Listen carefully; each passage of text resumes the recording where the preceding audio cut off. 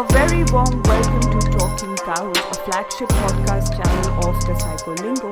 I'm your host, psychologist Anam Ahmed, live from Hamburg, Germany, excited, happy, and filled with gratitude. The sixth episode is out to throw more light into our mind, that hidden force inside of us, which is the seat of control, the big boss of our inner world, which dominates our outside reality and makes us a living being. The episode is crafted beautifully to cater 5 important questions pertaining to our mental world, like definition, what constitutes our mind, where does our mind reside, its function and structure, ending our discussion with a general talk on what is good and bad mental health, where does things go wrong. Definitely at the end you can carry a satisfied feeling of having to know everything about your mind. Let's delve deeper into the hows and whys of our mind, trying to excavate its mysterious presence and dominance in our lives. So now, what are we waiting for? Let's begin and stay tuned. Let us start our discussion with the first question. What is actually our mind, and how to best describe its function, and let's just take this attempt to at least define in words what is this structure which is immaterial called the mind. So the mind is often understood as something that is present in the form of mental activities. That is how we go on defining it, like sensing something from our outside world, perceiving something from our outside world, making useful meaning out of what we are sensing from outside, thinking about it, various levels and forms of thinking we engage ourselves in.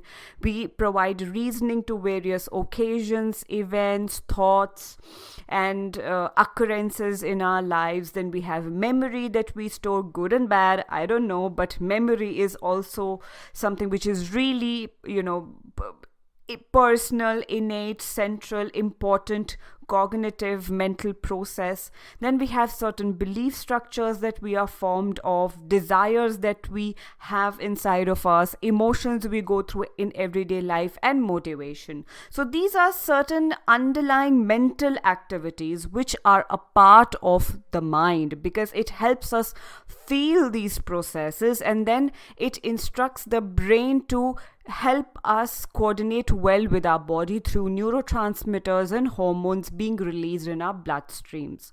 So we have often used some of the common phrases to talk about our mental processes which are underlying, which are inside of us, hidden, with people around or with ourselves. For example, we often use phrases like mind your language, talking to my mind, or mind blowing. Change your mind, please. Don't be so mindless. Make up your mind for this. I am having 2 minds, I don't know what to do. Oh, you are mad, completely absent-minded. So these are the often common phrases that we've used to mention the presence, the functioning, or the blame to our mind. The immaterial underlying body called our mind is often contrasted with a physical entity called our body, our brain, which is a part of our physical body, to study its impact, function, structure, and elements. We have to see and study its influences and impacts on us in our physical body, and the way we connect with our environment to make the decisions, solve everyday problems, communicate with one another, build relationships, find meaning and purpose in life, instill motivation, and so on. So we started talking about mind in older times by Greek philosophers, more specifically because it was getting really important to discover what is inside of us, which is so hidden, so conflicting, to solve various problems of the human life which was lying outside. So René Descartes is a French philosopher who is also taking this first step to make it so explicit, like a claim that we have to separate these two entities. Mind and body need to be separated in the concept of Cartesian dualism, and we have to give it that importance that mind is being present as a separate entity. So we need a discipline to study it. We need approaches. We need methods. We can't just confuse it as a subsidiary body or subordinate body to something, and that needs a full respect. So that was a central importance given to mind and how much potential it had to have that influence in our lives and so on. So, in his Cartesian dualism theory, he made it really explicitly clear that we are, mind is as it is present as an independent thinking substance, and body is the physical entity which is manifesting the mind, which is immaterial. So to know more about the emergence of the concept of mind, actually it's a good idea where you can, flip back to episode 5 and see how this concept started emerging and how were the developments back in those time, and how actually this gave birth to a separate whole separate discipline away from philosophy called psychology. So mind became important. There was we have to adopt scientific methodology to study it. We have to separate it from the physical body because this is non-physical, this is immaterial, and we have to study it by the most scientific method as possible, by understanding, noting, observing its influence on our body, which is physical. The second theme of discussion of this episode is on what constitutes our mind. So we have established this definition that mind constitutes certain mental activities which are underlying. It is immaterial. This is how we have defined it so far. So now we want to understand what exactly constitutes our mind.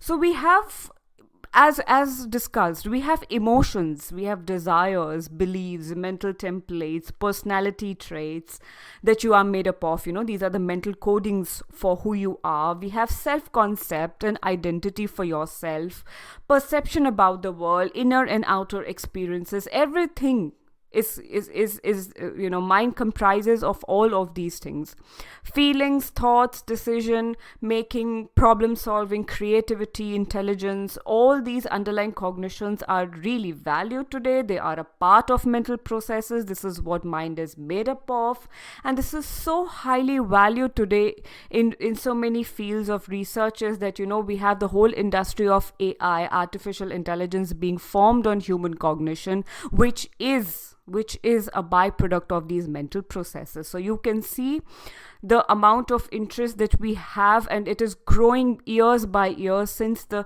Greek philosophers till today in the modern world. We are so innately interested in how our mind functions, how it influences our body, how we can decode these underlying mental processes, try to build certain computer programs around it so that we can solve so many problems in our lives. So this is the power that this immaterial body has. So, in essence, our mind is the sum total of our subjective awareness and mental activities. And many psychologists over the years, especially Sigmund Freud, they had made several attempts to understand mental energies and conflicts and what our mind is made up of, how it is capable of influencing our lives. So to understand this through debates that we all go through, I don't feel like doing this, but I have to, or I should, or I must do because of certain reason lying in your environment. So these are some of the conflicts that you keep on going in your life. So this is also what mind is made up of, these mental conflicts, that something is not allowing you from inside. You feel that you must not do this, or you should not, or you do not like to do this, but you are still pushing yourself because there is external forces from the outside. So this creates a dissonance. This creates a conflict in your inside and outside world. So your mind is also made up of certain conflicts and energies, which also becomes important part to discuss as something which might be giving you stress, or which might take the form of a mental disorder later on. The third curiosity around mind is that where does it reside? So now I have said that it is immaterial. It's not something so physical that I will see it from my naked eye. So where does it actually lie? So while the precise location of the mind is within the brain, and it is not localized to a single region, it is distributed throughout various interconnected areas. This is how many trust their findings, that these areas include the cerebral cortex, for example, which is so prominent area for various cognitive processes, which is responsible like for thinking, reasoning, decision making. Additionally, we have subcortical structures such as limbic system, which plays a very important role in regulating our emotions and forming memories. Then we have, moreover, recent advancements also being done in the field of neuroscience, suggesting that the mind emerges from the dynamic interactions between neurons, synapses, and neurotransmitters. So we have certain electric signals being released from one neuron to another, and they form a circuit inside our brain, and that is how the mind takes birth, and it is lively, it is sparkling inside of us.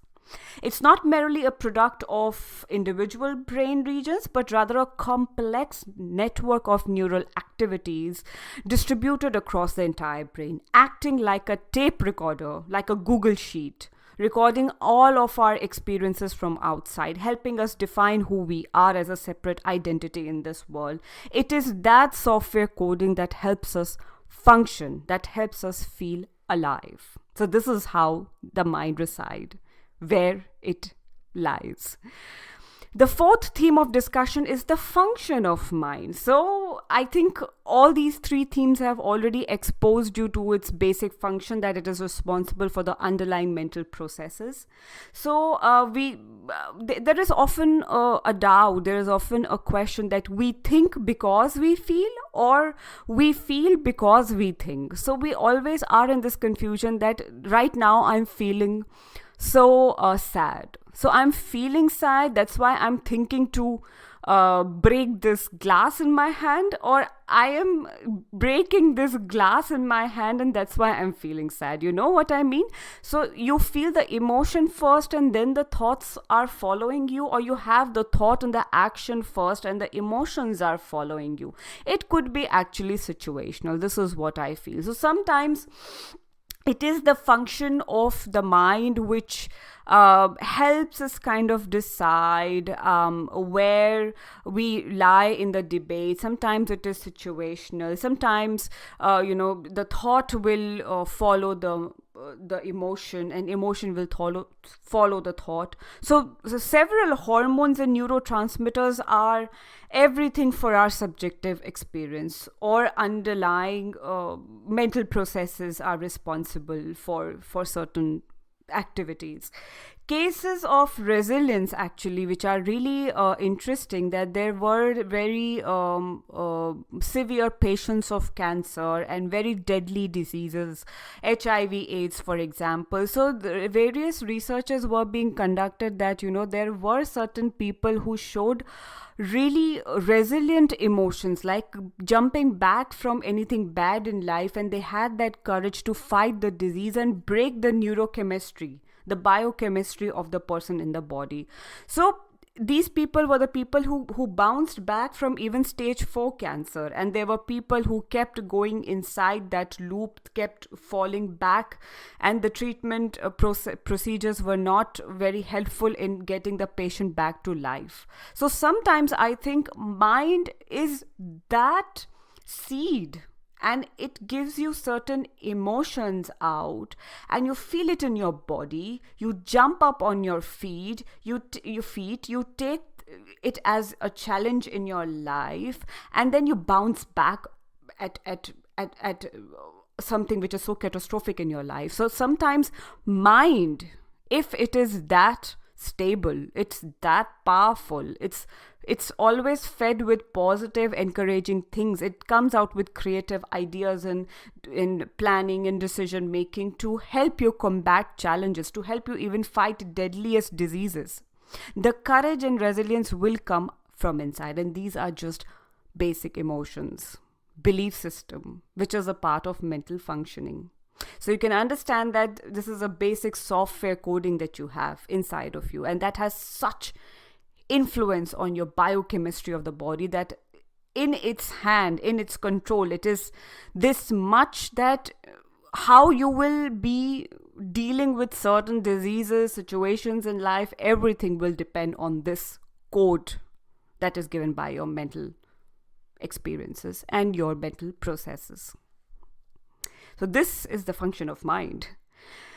Under it, often when I talked about that it has that hold on your body function, so many people also talk about mind-body interaction. I think it is a topic of a separate video, which I will, separate podcast episode, which I will take it, because mind-body interaction is something which is very interesting, because that actually establishes the function and role of the mind, that how it is formed, how it is taking birth, how it is evolving, how it is involving your brain functions, how it is involving that impact on the body, how are we also projecting it in our environment, and it is making us a completely different human being. So I think mind-body interaction is something which is a separate episodes debate, and keep coming back, checking up on episodes, and you might find it coming out very soon.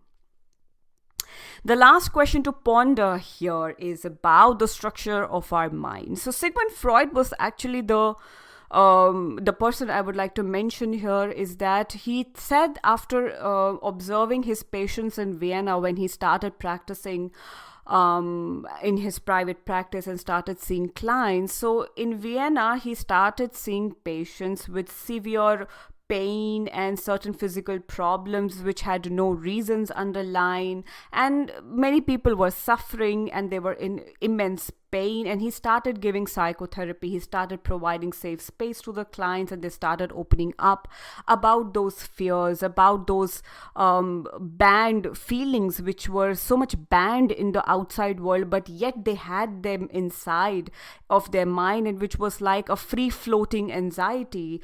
And they had dreams, they had repressed emotions so buried inside that even they lost touch that they have these memories as well.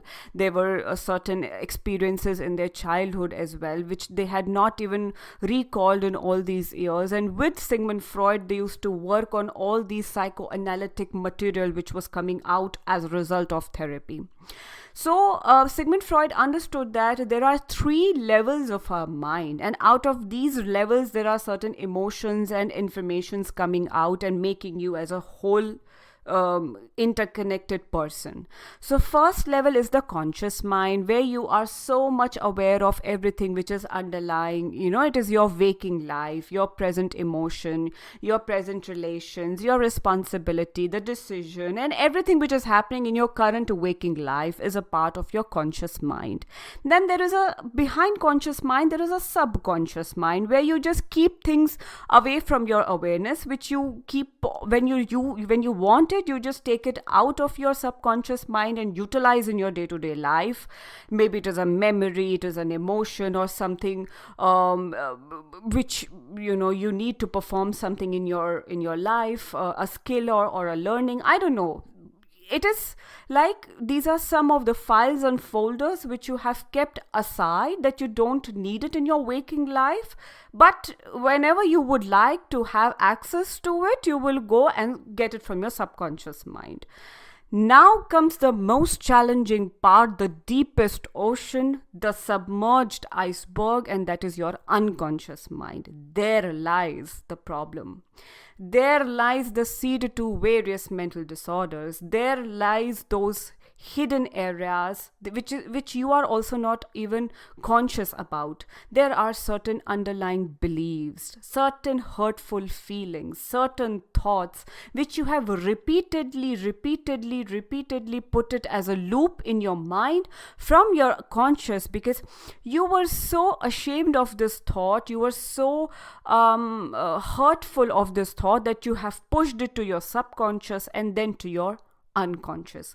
Now, Sigmund Freud says that even if you have pushed it back to your unconscious mind, it is still a part of you. It is that dustbin which you have not opened, which you have not traveled, that road you have just abandoned. That doesn't mean it doesn't need repair. You need to walk through that road. You need to clear it up. You need to throw out the weeds which are lying on the path, and you need to revisit the repressed emotions from your unconscious mind.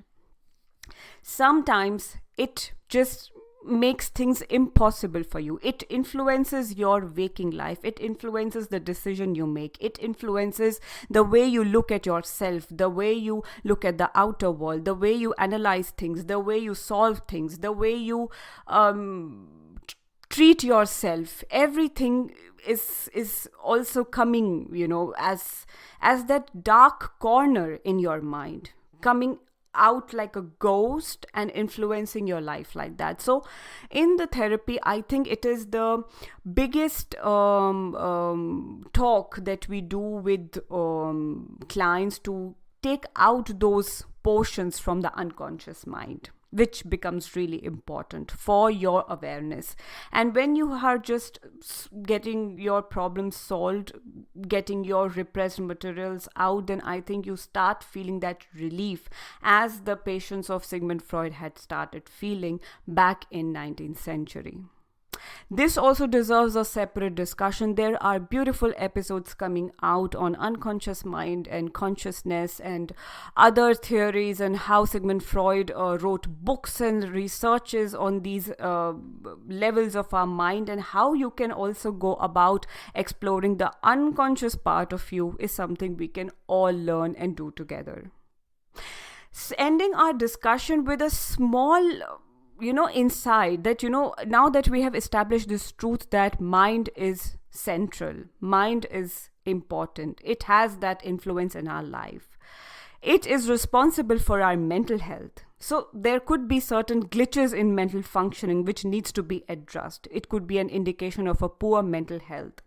So there are certain people who just stay so oblivious. They just ignore the mental part of everything. Maybe it's a disease. Maybe it's a rotten relationship. Maybe it's anger and frustration. Maybe it is something which is so negative as part of your life, like a cigarette or an addiction, or something which is just stopping you to become the fully functioning individual. And there is a reason lying in your mind and your repressed unconscious and your feelings and emotions that has to be addressed today. So understanding your mind, how it functions, what it is capable of, I think it is an important activity that must be done today. To reach your inner mind, I think the best ways is do introspection, mindfulness, yoga practices, spending time in isolation, in solace, spending time with nature, also understanding your barriers to certain situations, your resistances in talking about certain emotions and feelings, your anger. There are certain extreme emotions that we feel with certain objects. We need to understand the whys behind it. Sometimes we are capable of doing it all by ourselves. Sometimes we do need help of a therapist. I think it is an important process that everyone has to go through and must go through in their lives. Important takeaway from this episode is the mind is everything. What you think, you become. This is said by Buddha, and I'm someone who follows this like every day, that whatever you think, you become. You keep thinking negative, you become a negative being. You keep thinking progress, you actually progress. You keep thinking beautiful, you only develop beautiful, and it is just with a thought that everything just starts coming up, starts building up. And this is how you connect with your environment. It all starts and ends with a thought. That is something we have to keep watching, what we are thinking most of the time. That's all for today's episode. Thank you so much for joining me and holding your attention till the end. Remember to take care of yourself and each other around. Don't forget to subscribe to this channel, share this powerful message with your dear ones around. Follow us on our social media for new updates. Check out our website for booking up a therapy session with me or visit great courses made on psychology. Until next time, this is your psychologist Adam Ahmed signing off for now. Ciao, auf Wiedersehen.